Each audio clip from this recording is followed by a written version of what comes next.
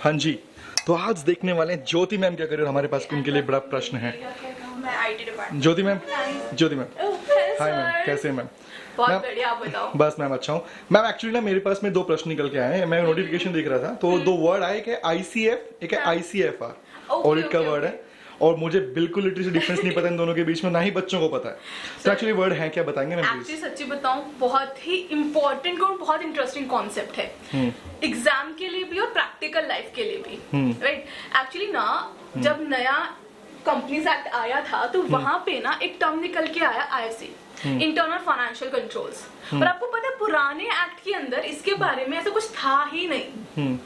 ये control multiple areas के बारे में बात कर रहा था। यहाँ पे क्या रहता था, यहाँ पे हम फ्रॉड के इंटरनल कंट्रोल के बारे में भी बात कर रहा था। ये फाइनेंशियल रिपोर्टिंग के ऊपर जो कंट्रोल्स हैं उनके बारे में भी बात कर रहा था।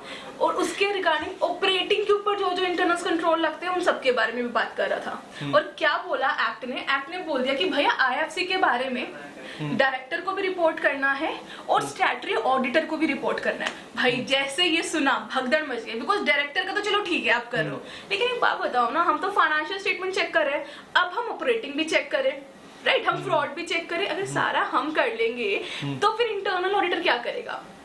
तो उसकी वजह से ना फिर एक्ट में नहीं आया, एक नोटिफिकेशन, वो भी ICI ने दी। और नोटिफिकेशन में क्या आया, एक वर्ड इंट्रोड्यूस किया गया, internal control over financial reporting.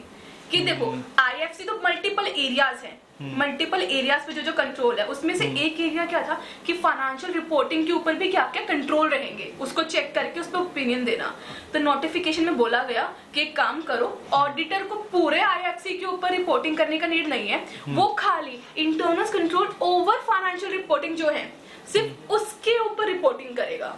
समझ पा रहे हो? तो these two words, IFC is a bigger term, ये हर एरियाज का mainly operating, financial statements and fraud के ऊपर जितने भी कंट्रोल है उसके बारे में बात करता है। और internal control over financial reporting सिर्फ बात करते हैं वो कंट्रोल्स की जो फाइनेंशियल रिपोर्ट के ऊपर लगे हुए हैं कि ठीक से रिपोर्टिंग हो रही है कि नहीं हो रही है।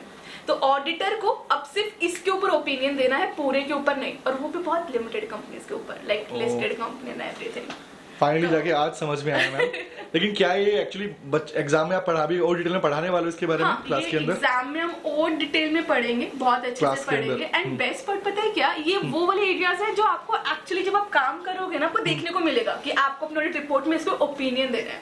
तो बहुत इंटरेस्टिंग टॉपिक है और बहुत नया टॉपिक है। और आपको पता है IFC समथिंग जिसके ऊपर पूरा का पूरा मतलब अपना करियर आप चला सकते हो कि आप IFC के ऊपर रिपोर्टिंग करते हो।